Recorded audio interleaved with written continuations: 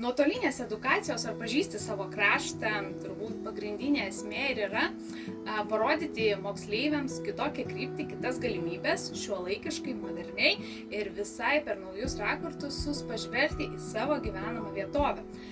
Tikrai visi yra analizavę savo gyvenamą vietovę per istorijos prizmę, per lankytinus objektus ar ten kažkokias atminties vietas, tačiau labai retas yra prisilietęs prie oficialių Lietuvos institucijų pateiktų duomenų, kurie taip pat yra nemažiau svarbus ir jie neprasčiau iliustruoja tą mūsų gyvenamą kraštą.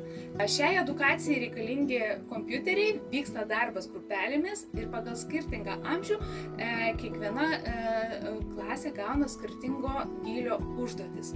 Jaunesnėms klasėms pirmiausia reikia išmokti susirasti informaciją, ją susipažinti, gebėti suprasti ją, analizuoti. Tai tuo tarpu vyresnėse klasėse ta analizė daroma jau gerokai gilesnė, užduotys gerokai gilesnės, o jau 11-12 klasiai kviečiu jau eiti per sprendimų priėmimo ar pasiūlymų prizmę.